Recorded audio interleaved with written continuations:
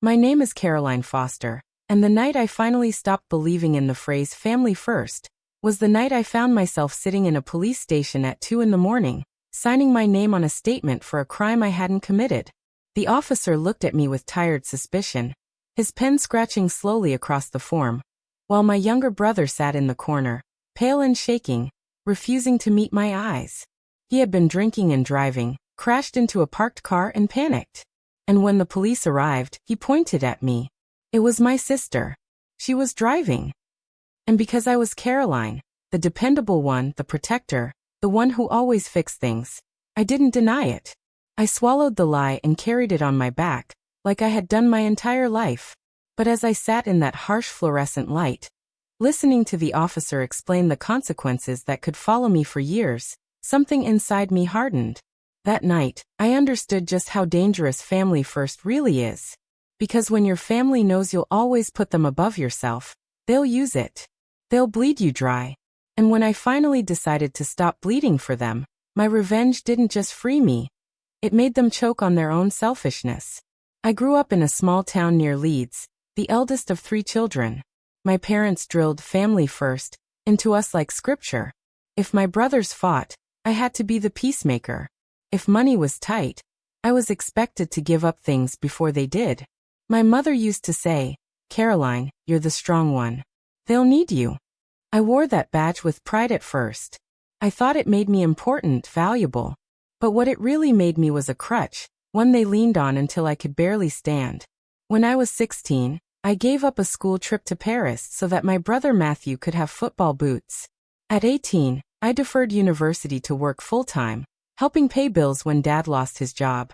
At 24, when my youngest brother Luke got into gambling trouble, I emptied my savings account to cover his debt, just so Mum wouldn't cry herself to sleep.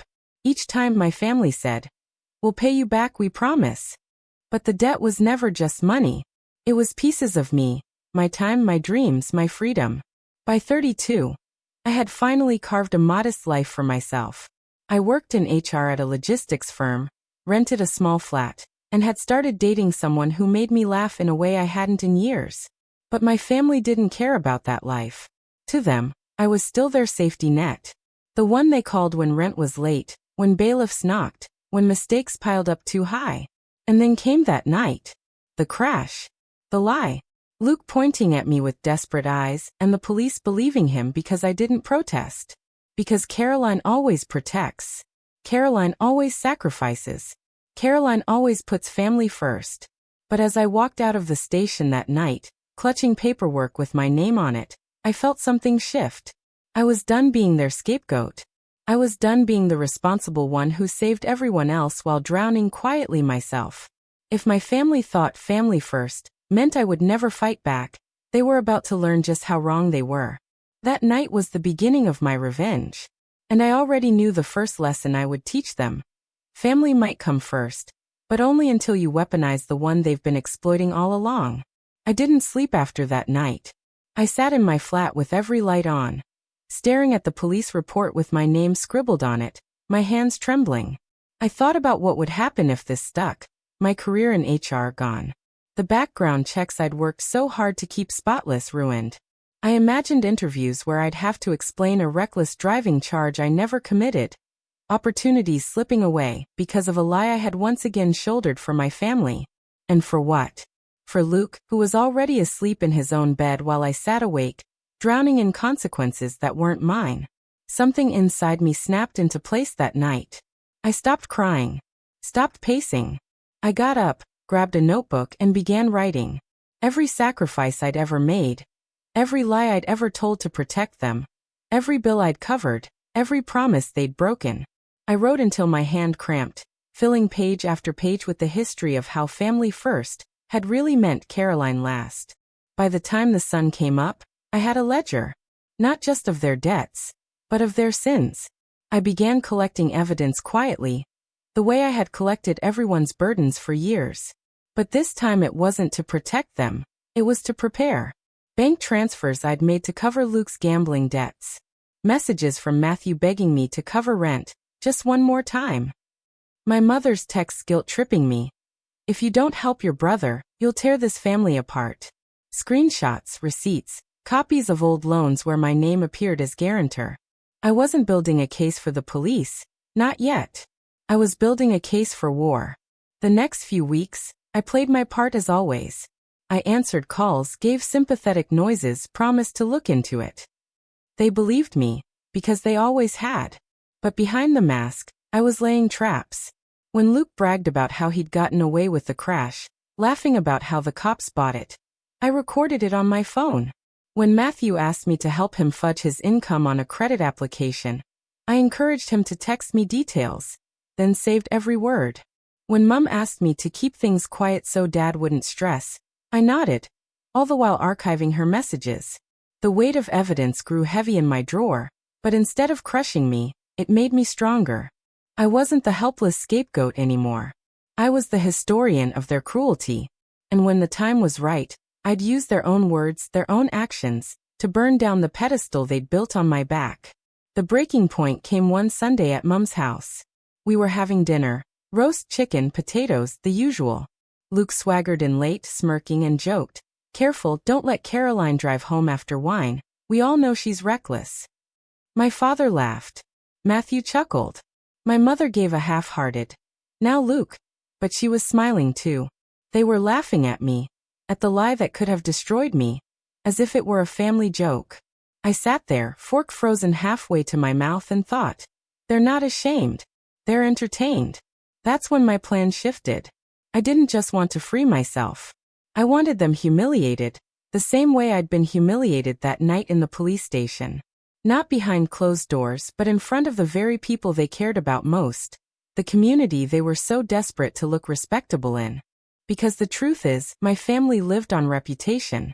My dad prided himself on being seen as a decent, hard-working man.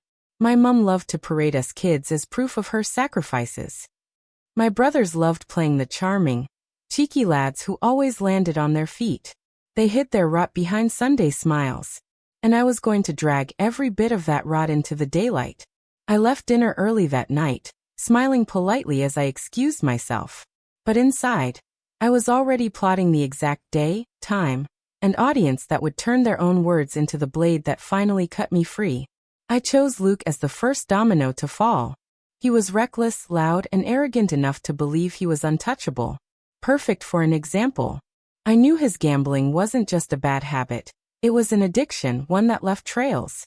He'd bragged before about his big wins, showing me slips from betting shops, but I'd noticed the pattern. 1 or 2 wins, then long stretches of losses. He owed people, and worse, he lied to cover it. I started with a quiet email to his employer. Not anonymous, deliberately signed with my name. I attached screenshots of the messages he'd sent me begging for cash to cover debts, plus a bank statement he'd foolishly texted me once, showing his overdraft and a massive withdrawal at a betting shop. The subject line was simple, "For your awareness." HR at his workplace couldn't ignore it, not when he handled money. Within days, he was suspended pending investigation. The rage came fast. He showed up at my flat, pounding on the door, screaming, "You're a traitor. You're supposed to protect me." I opened the door just enough to look him in the eye. "I protected you for years, Luke. And you used me like a shield. Not anymore." He cursed me until his throat went raw. But beneath the fury, I saw it. The flicker of fear. For once, he was the one carrying consequences. Matthew was next. He'd built his identity around being the responsible family man, the one who took after Dad. But behind the facade, he was drowning in loans he couldn't pay, always coming to me to cover the gaps. I still had every transfer, every IOU he scribbled on scraps of paper and never honored. And I knew exactly how to use them. At a family barbecue, with cousins and neighbors gathered in the garden, I waited until conversation lulled. Then calmly, I pulled out a folder. "Since we're all about family first," I said, my voice steady but loud enough for everyone, "let's talk about how much family has cost me." I laid the IOUs on the table one by one, the amounts scrawled in Matthew's handwriting. Gasps rippled through the group. My mother's face drained of color. Matthew tried to laugh it off. "Oh, that was just between us, Caroline. No need to exaggerate." But I didn't let him wriggle. "No exaggeration," I said, holding up my phone. Here's the transfer for £1,200 you begged me for last year. And here's the text where you promised to pay it back in 2 weeks. You never did. I scrolled through message after message, the crowd silent except for whispers. Matthew's mask cracked, panic spilling into his eyes. The man who loved being respected in the community now stood exposed as a leech. My parents tried to shut it down, Mum's voice sharp. Caroline, this isn't the time or place. But I held my ground. Oh, it's exactly the time and place. Because for years you all said family comes first. But what you meant was, Caroline comes last. And I'm finished with that. The silence that followed was heavier than any shouting could have been. Everyone saw them for what they were. The facade shattered. That night, I went home and poured myself a glass of wine. My hands finally steady. For the first time, I wasn't just carrying their burdens. I was unloading them, one by one, in front of the people they couldn't afford to lose face with. And the best part? I wasn't done yet. My parents still had their precious reputation to protect, and I had more than enough truth to ruin it. I saved my parents for last, because they were the architects of it all, the ones who had hammered family first into me like nails, while quietly building a system where that phrase meant Caroline sacrifices, everyone else takes. If I was going to be free, they had to fall too, and it had to be public. My father was easy. He prided himself on being the reliable one, the man who everyone in town could count on. He told neighbors how he'd always provided, how his children's successes were proof of his hard work. But I had the records that told another story. The missed mortgage payments when I was 18 and working 2 jobs to keep us afloat. The bills I'd paid in my 20s that stopped bailiffs from knocking.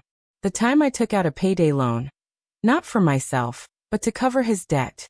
At a cousin's wedding, with the whole extended family gathered, I cornered the moment.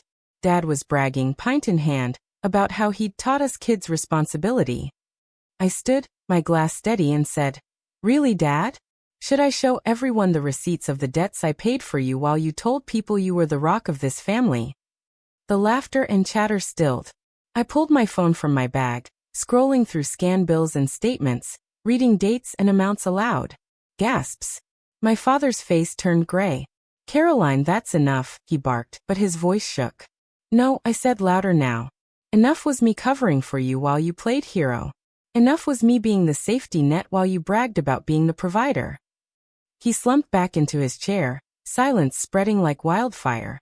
The man who once commanded respect now looked small, exposed, ridiculous. My mother was the hardest. Because part of me still wanted her approval. Still longed for the soft voice that once called me darling girl. But I had to remind myself. She was the one who had enforced the creed.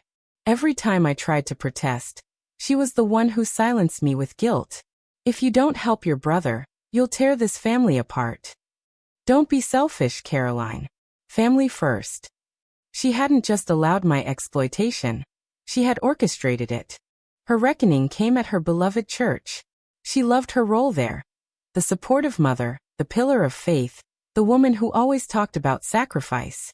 I attended one Sunday service, sitting quietly in the pews while she read a passage about love and responsibility.